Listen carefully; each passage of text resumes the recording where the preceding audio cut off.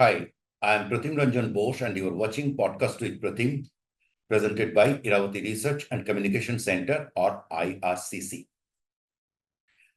This is part 2 of my discussion with retired Ambassador Anil Trigunayat.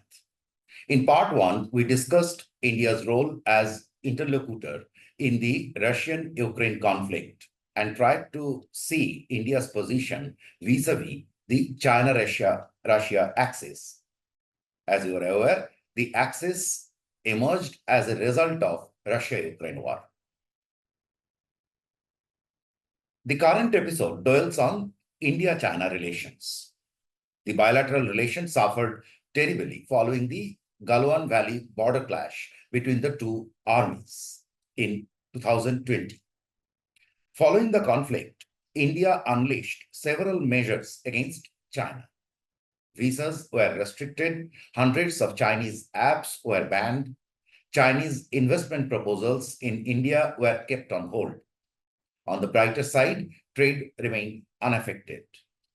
Beijing is India's largest import destination. In a recent move, India started approving Chinese investment proposals in manufacturing sector. Visas are also offered on first-track basis. Noted economist and chairman of the 16th Finance Commission, Sri Arvind Panagoria, also batted for better economic integration between India and China. I asked Ambassador Trigunayat if the economic relations will have geopolitical significance. To be more precise, I wanted to know if there will be any respite in India-China rivalry on the geopolitical front. Listen to his answers. Sir, parallel to this, something you said about how Russia wants India to as a counterweight to China. But meanwhile, and we also know about US-China story. Meanwhile, over the last few weeks, India started lowering its guard against China. I think that is coming after roughly 4 years since Galwan Valley conflict in 2020 at the peak of COVID. First, the chief economic advisor spoke for Chinese FDI. Then earlier this month, India first-tracked visa approvals. And just a couple of days ago, we read about India of giving approvals to Chinese projects. We are talking about the industrial projects, FDIs. To add, China's state-owned media has been maintaining a soft stance to Modi and India for quite some time. In fact, they keep praising India, which is very surprising. The economic side of the story, we all know it is a win-win, India-China. But what is the geopolitical significance of this development? And are we witnessing a rise of limited alignment? Over to you, sir. Well, I mean, one thing is for sure. China is our big partner, neighborhood partner. It's as you rightly mentioned, that economic story has continued to grow. The last year, our trade was the highest ever, despite all It is the our number one importing measures. destination.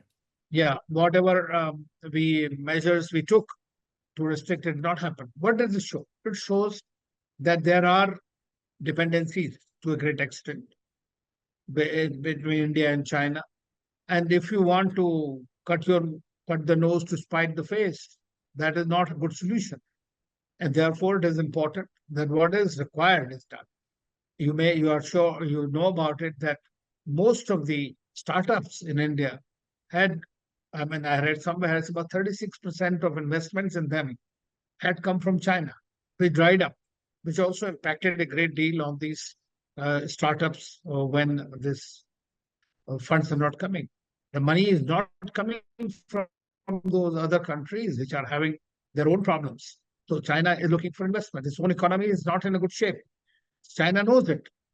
And by continuing to confront India, China is also losing in the bargain because India for China is an unknown quantity.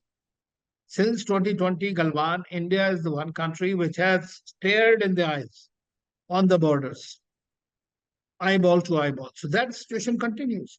But at the same time, the question is like this. India supports and always says that we would like to resolve things through dialogue and diplomacy. We teach the world. But this is precisely what we are practicing with China as well. We have several mechanisms, including the border mechanism, the WMCC, and others, and they keep having their meetings and discussing. Incremental progress is made. Dr. Jaishankar keeps meeting his counterpart in different places. NSA has been meeting. Yeah, so the discussions have been going on. Now, today, what the issues that you mentioned, the three or four, I don't see that it is some kind of a political alignment. I think it is probably more a marriage of convenience If I may in the short interject term. you, if I may interject, before 2000 till 2012, we had a status quo.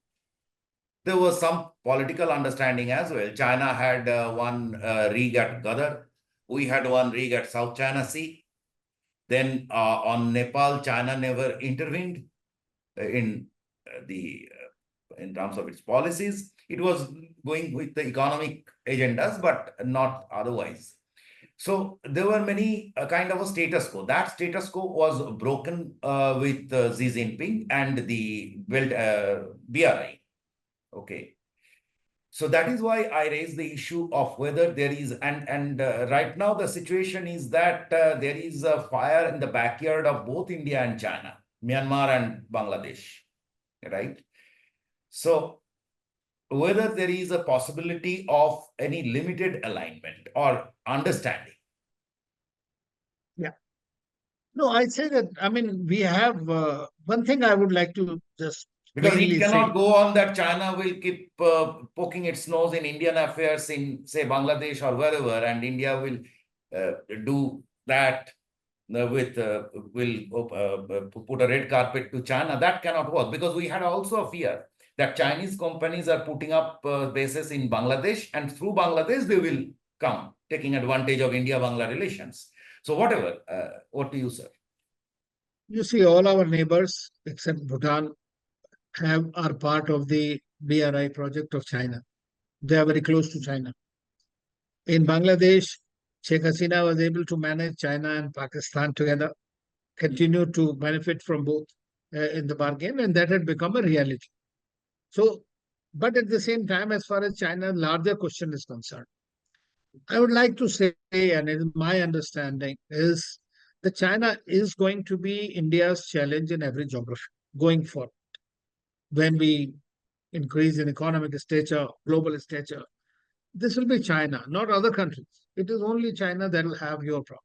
So China, if you think that thinking of good for India is, in my view, would be naive for us to believe. But at the same time, diplomacy is not is finding opportunity. Basically, it is not cutting the total fabric of connectivity. It is essentially to develop those linkages which can be mutually beneficial, or at least beneficial for your own country. So in this particular case, I think that whatever uh, we have restarted, which was already going forward, is for our own good, because a large number of projects are going on in India. Those projects are important. The finance, of course, we have a new mechanism, as you know. For Chinese, every project, there is a special procedure that is followed, and that is being followed as far as China is concerned. But many of these projects, which are considered non-intrusive in that sense, but beneficial to us, have been approved. Okay. So you see more economic content in this, and Yes. which is very logical. Sir, the last question. Geopolitical challenge will continue for us. Let us not forget. We will be rivals, but we will be competitors. Yes. We should not be enemies. We should not be enemies. That is true. I mean, we need not be enemies, provided they respect. Problem with, I mean, Dr. Jaishankar has often said it. The three M's must be followed, which is mutual respect, mutual interest, and mutual sensitivity. That's all you need from China. And that's the crux of essentially the punch heel that they are trying to say is their basic foreign policy.